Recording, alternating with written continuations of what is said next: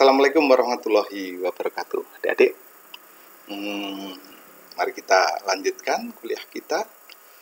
Saya ingat pada pertemuan keberapa itu ternyata materi animasi kita ganti dengan mengikuti kuliah umum tentang tipografi ya, sehingga materi tentang animasi belum sempat kita sampaikan. Tidak apa-apa ya, karena tipografi juga penting kan untuk desain grafis, dan desain grafis itu bagian dari animasi ya. Baik, kita sekarang menuju ke Blender. Adik-adik, animasi itu ada beberapa metode ya, tapi intinya adalah menandai posisi atau kondisi ya, baik itu posisi, putaran maupun skala ya, dan perubahan-perubahan itu kita tandai dengan keyframe. Nah, ini adalah sebenarnya animasi itu adalah transform yang dari waktu ke waktu kita ubah ya. Baik, sekarang kita letakkan sebuah keyframe di sini. Oh ya, animasi itu ada beberapa ya, bisa animasi objek, bisa animasi kamera, bisa objeknya yang bergerak, bisa kameranya yang bergerak. Kemudian pergerakan itu bisa bebas, bisa juga mengikuti path atau rel tertentu. Nanti kita akan pelajari semua. Sekarang animasi objek dulu ya. Yang pertama, jangan lupa munculkan dulu jendela animasi. Biasanya letaknya di bawah. Nah, biasanya letaknya di bawah sini. Jika belum muncul atau telah berubah, maka aktifkanlah cari di sini, di jendela manapun, kemudian gantilah dengan mode timeline. Nah, ini adalah timeline. Langkahnya, setelah kita membuat objek-objek, maka kita bisa tunjuk objek itu, kemudian kita letakkan di mana kita akan memulai animasi. Nah, di sini ada start, kemudian end. Startnya 1, N-nya 250 ya. Panjangnya durasi animasi itu tergantung pada nilai N ini. Kalau 250 dan kita menggunakan sistem PAL, jadi kira-kira 1 detik itu 25 frame, maka 250 ini berarti sekitar 10 detik. Nah, sekitar 10 detik. Kita bisa mengubah di sini. Nah, misalnya 300 frame. Berarti kira-kira 300 dibagi 25. Ya, kita buat 300 misalnya. Oke, jangan panjang-panjang, untuk latihan saja kita buat 250 saja. Oke, setelah kita start at berapa? 1 misalnya, atau 2 atau 3 tergantung ya. Nah, misalnya start at 1, maka di frame ke-1 ini kita bisa letakkan keyframe di sini. Cara meletakkannya, arahkan ke objeknya ini, kursor berada di viewport, kemudian tekan I. Nah, kemudian setelah muncul menu-menu ini, jangan lupa Anda harus mengingat, merencanakan nanti animasinya akan melibatkan transform apa saja.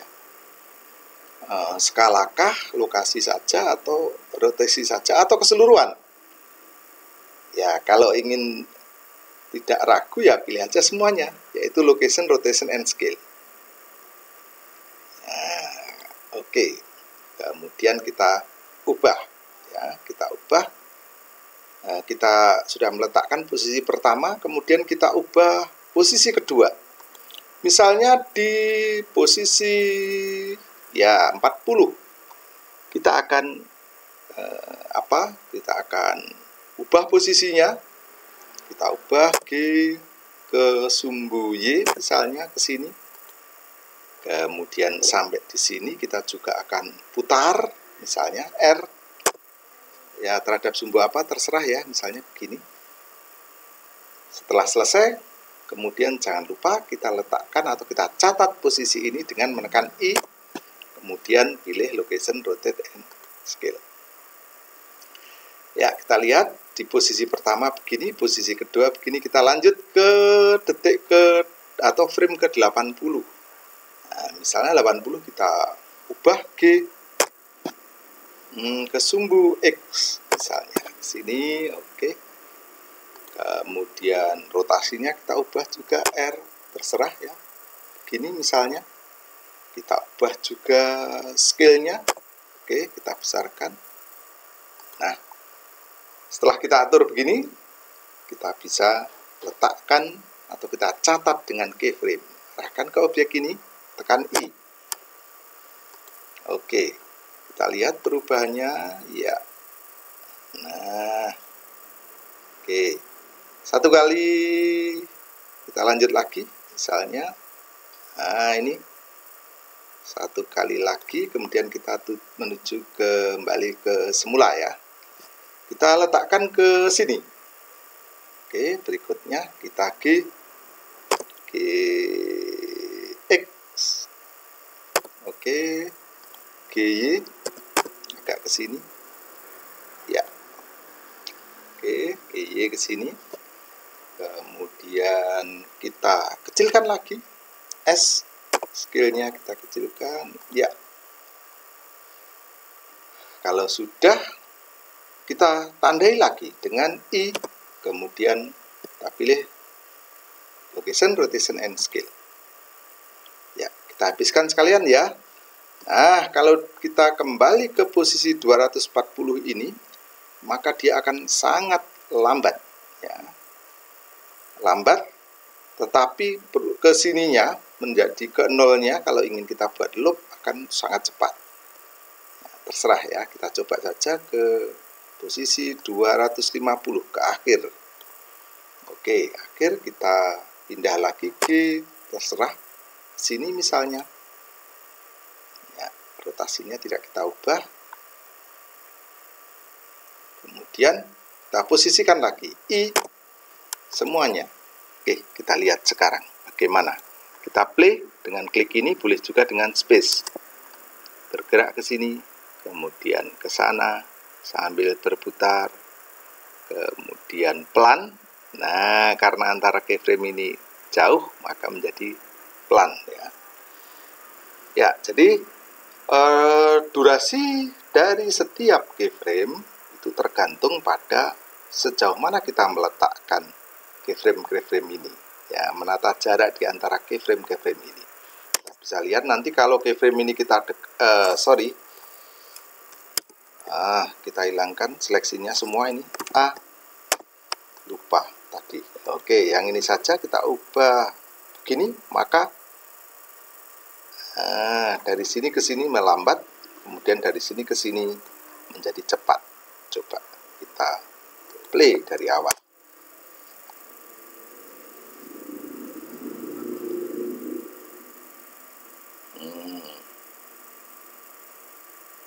Seret. Nah, kita bisa melihat.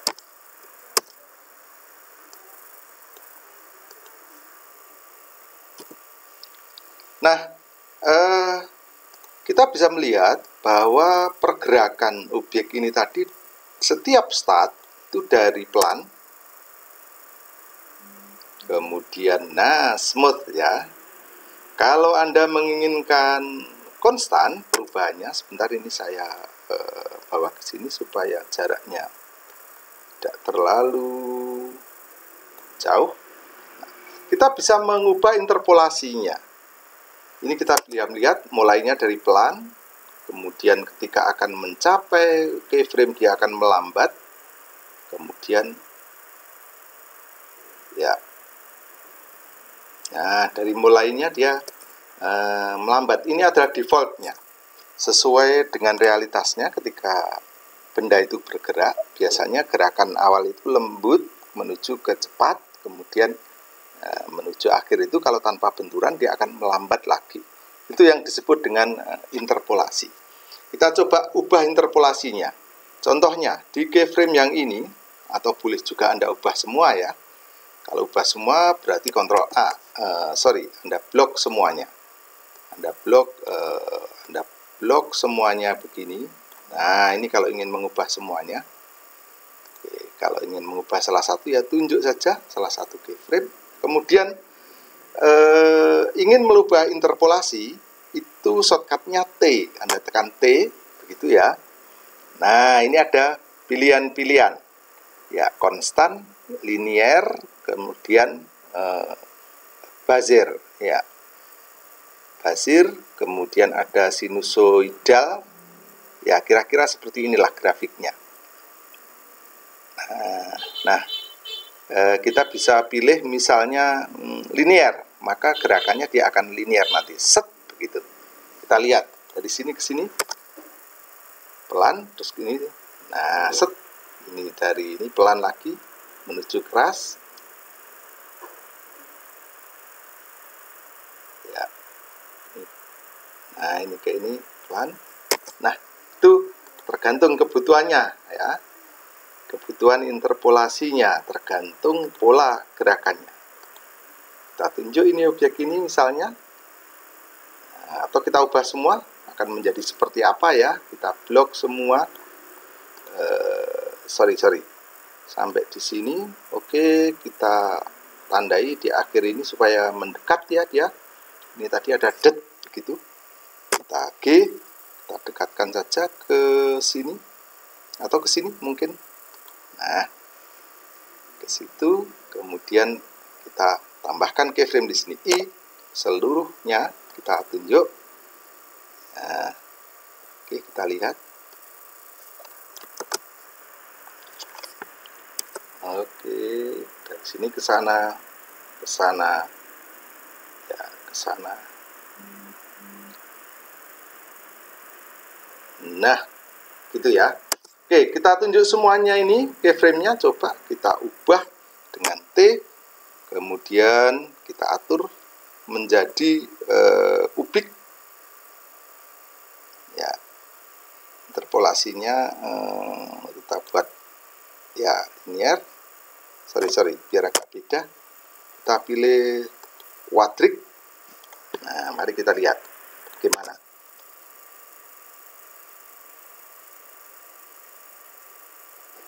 Nah, dari pelan menuju ke cepat. Begitu mencapai bagian tertentu, dia berhenti secara mendadak. Itu kuadrik. Oke, kita ubah lagi. T. Kita lihat saja.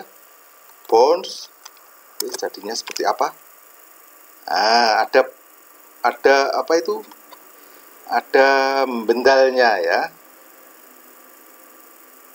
Oke, seperti mengenai benda lunak.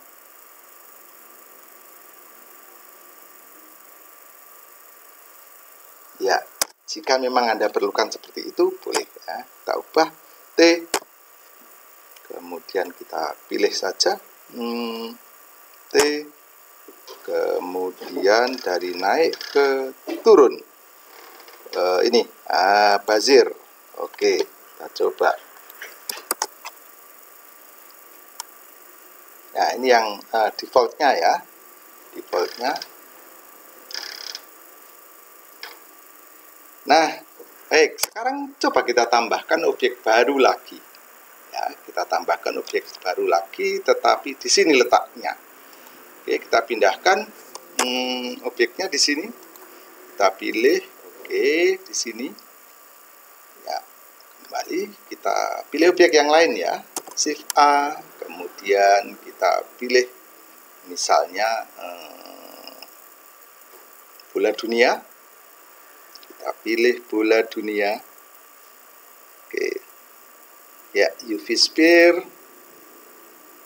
Nah, perhatikan ketika kita menunjuk objek yang berbeda, maka bagian keyframe ini juga menampilkan keyframe-nya objek itu. Ingat, kalau Anda bingung, nah setelah kita tunjuk ini keyframe-nya cube ini, kalau kita tunjuk ini, kita memang belum memberi keyframe ya. Baik, kita coba di 0, kita beri I. Nah, kita pilih. Kemudian di posisi biar cepat ya, posisi 80, kita bisa pindahkan G menuju sini. Kemudian kita insert keyframe. Oke. Kita di 160, kita pindahkan lagi ke sini. Nah, tetapi kita besarkan juga. Oke. Kemudian kita ingat kursor harus di sini ya, ketika kita menyisipkan insert keyframe I, jangan di sini, beda. Harus di sini kursornya insert keyframe I. Oke. Kemudian di 220 kita kembalikan dia ke sudut sana. Jadi kita kecilkan dulu S. Kemudian kita bawa ke sudut sana. Kalau ke sudut sana mestinya kurang kecil ya. S kita kecilkan lagi karena menjauh ya. Oke.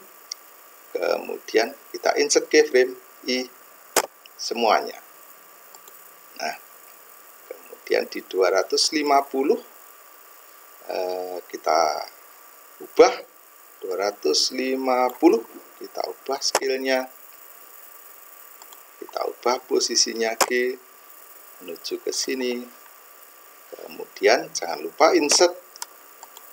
Nah, mari kita lihat perubahan posisi dari kedua objek itu. Ketika play juga ya. Nah, jadi arahkan ke kursornya ke sini, ke timeline. Play dengan menekan space.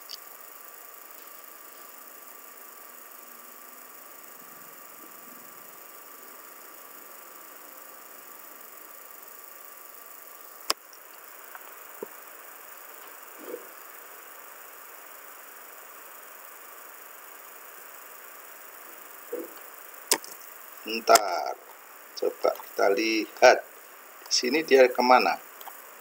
Dari sini ke sini, kemudian nah kita ubah posisi ini di dua ya, ini kita ubah posisinya ya. Ini perubahannya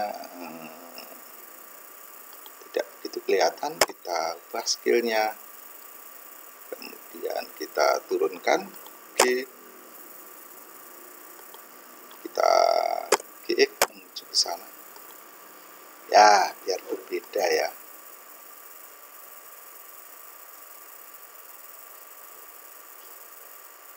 Oh, belum dicatat tadi, sorry. Oke, kita ubah G sana, kemudian S kecilkan, G Z kita turunkan, GX menuju ke sana. Nah, setelah itu jangan lupa sisipkan keyframe dulu. I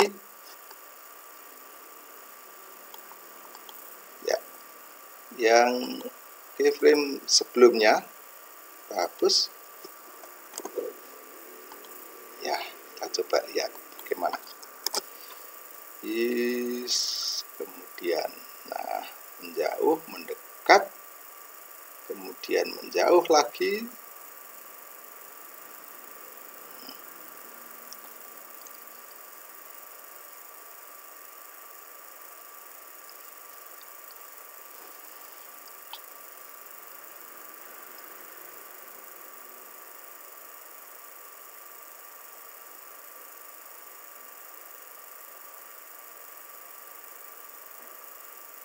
Nah, itu animasi objek.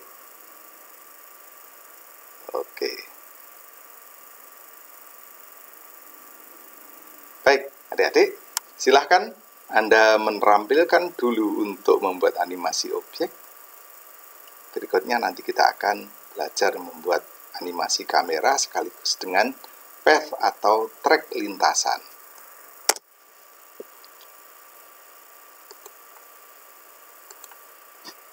Baik adik-adik, silahkan dicoba pelan-pelan.